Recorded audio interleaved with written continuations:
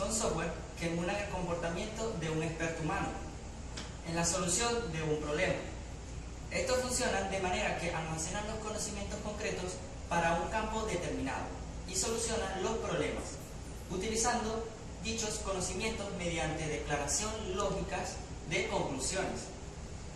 Con ellos se busca una mejora en calidad y rapidez de respuestas, dando así lugar a una mejora de la productividad de expertos.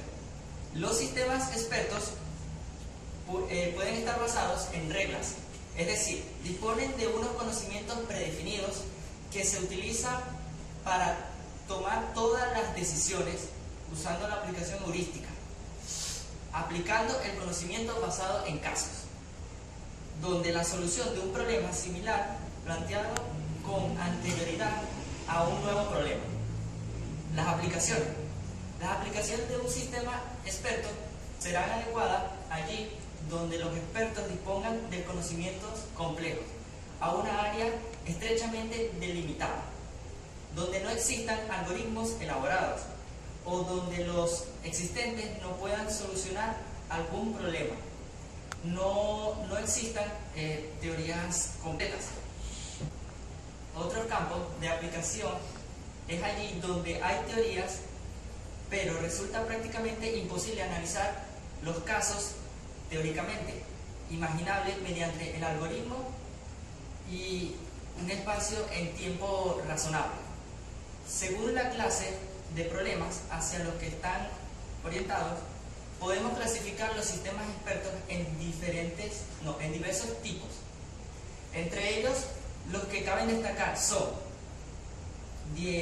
diagnosis, pronósticos, planificación, preparación e instrucción.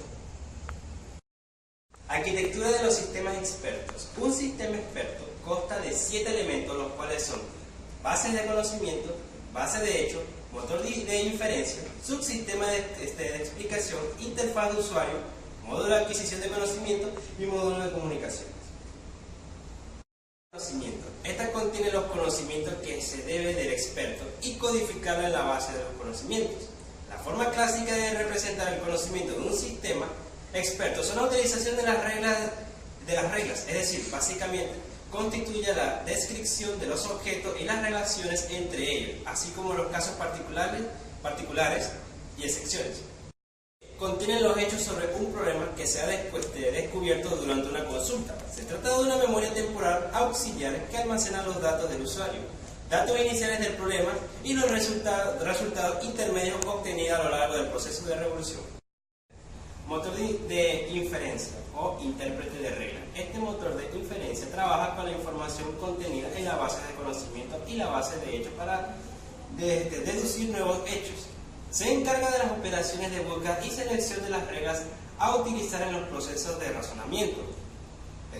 Contrasta los hechos particulares de la base y de hechos con el conocimiento contenido en la base de conocimientos para obtener conclusiones acerca del problema. Subsistema de explicación. Básicamente lo que trata es de explicar a los usuarios tanto las reglas usadas como el conocimiento aplicado en la resolución de determinado problema, usando el módulo de subsistema de explicación. Un sistema experto puede proporcionar una explicación al usuario de por qué está haciendo una pregunta y cómo ha llegado a una conclusión. Todo sistema dispone de una interfaz de usuario que gobierna el diálogo entre el sistema y el usuario, lo que hace posible la comunicación. Por tanto, debe ser interactiva, siguiendo el patrón de conversación entre seres humanos. Un requerimiento básico de la interfaz es la habilidad de hacer preguntas para obtener información fiable del usuario y que poner especial cuidado en el diseño de las cuestiones. Dando continuidad a cómo está constituida la arquitectura de los sistemas expertos, no podemos dejar por fuera dos módulos sumamente importantes: módulo de comunicaciones y el módulo de adquisición de conocimiento. En el módulo de comunicaciones, puesto que los sistemas no están basados en el conocimiento, ellos no viven aislados, sino que interactúan con otros sistemas, es decir, que no solo son capaces de interactuar con el experto, sino con otros sistemas. Y para poder recoger la información, ellos consultan otras bases de datos. Los módulos de adquisición del conocimiento les sirve al experto para que pueda construir la base de conocimiento de una forma más sencilla. y así disponer de una herramienta de ayuda para actualizar de la base de conocimiento cuando sea necesario. El módulo de adquisición del conocimiento forma el esqueleto o sistema esencial y que separadas son las bases del conocimiento y de los hechos. Y estos constituyen una herramienta del software para el desarrollo de los sistemas basados en el conocimiento. Adquisición del conocimiento. Puede introducirse por el experto o por el ingeniero de conocimiento. En este caso, el módulo puede contener funciones de interfaz con el usuario o provenir directamente de sensores, bases de datos o otro software. Debe, pues, recibir el conocimiento, verificar la verisimilitud de este, organizar la coherencia de las bases del conocimiento y transformar los datos en conocimientos incorporados al sistema. Los módulos de adquisición no tienen ninguna influencia sobre el valor del razonamiento del sistema experto y, sin embargo, juegan ellos un papel indispensable en la rendición de cuentas que es accesible a los usuarios. Los módulos no existen en todos los sistemas expertos y están organizados en diferentes formas, pero la función que realizan son del todo un punto indispensable en cualquier sistema. Un sistema de expertos. Componente humano. Los expertos humanos suministran el conocimiento básico en el tema de interés y los ingenieros del conocimiento trasladan este conocimiento a un lenguaje que el sistema experto pueda entender. La colaboración de los expertos humanos, los ingenieros del conocimiento y los usuarios es quizás el elemento más importante en el desarrollo de un sistema experto. Esta etapa requiere una enorme dedicación y un gran esfuerzo debido a los diferentes lenguajes que hablan las distintas partes y a las diferentes experiencias que tienen. Base de conocimiento. Los especialistas son responsables de suministrar a los ingenieros del conocimiento una base de conocimiento ordenada y estructurada y un conjunto de relaciones bien definidas y explicadas. Esta forma estructurada de pensar requiere que los expertos humanos repiensen, reorganicen y reestructuren la base de conocimiento. Como resultado, el especialista se convierte en un mejor conocedor de su propio campo de especialidad. Hay que diferenciar entre datos y conocimiento. El conocimiento se refiere a afirmaciones de validez general, tales como reglas, distribuciones de probabilidad, etc. Los datos se refieren a la información relacionada con una aplicación particular. Motor de inferencia. El motor de inferencia es el corazón de todo sistema experto. El cometido principal de este componente es el de sacar conclusiones aplicando el conocimiento a los datos. Las conclusiones del motor de inferencia pueden estar basadas en conocimiento determinista o conocimiento probabilístico. Continuando con los componentes de los sistemas expertos, se encuentra el subsistema de adquisición de conocimiento. Si el conocimiento inicial es muy limitado y no se pueden sacar conclusiones, el motor de inferencia utiliza el subsistema de adquisición de conocimiento para obtener el conocimiento necesario y continuar el proceso de inferencia hasta que se hayan sacado las conclusiones necesarias. En algunos casos, el usuario puede suministrar la información requerida para este y otros objetivos. De ello resulta la necesidad de la interfaz de usuario y de una comprobación de la consistencia de la información suministrada por el usuario antes de la introducción de la memoria de trabajo. Interfaz de usuario. La interfaz de usuario es el enlace entre el sistema experto y el usuario. Por ello, para que un sistema experto sea una herramienta efectiva, debe incorporar mecanismos eficientes para mostrar y obtener información de forma fácil y agradable. Un ejemplo de la información que tiene que ser mostrada tras el trabajo del motor de inferencia es el de las conclusiones. Las razones que explican tales conclusiones y una explicación de las acciones iniciadas por el sistema experto.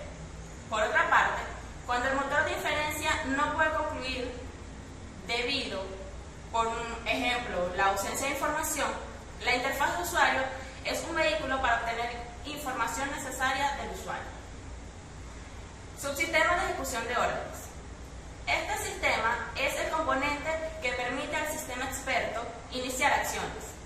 Estas acciones se basan en las conclusiones sacadas por el motor de inferencia.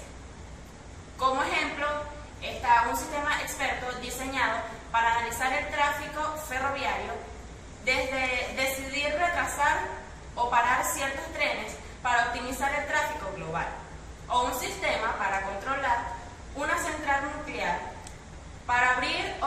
ciertas válvulas, mover barras, etc. Todo esto para evitar un accidente.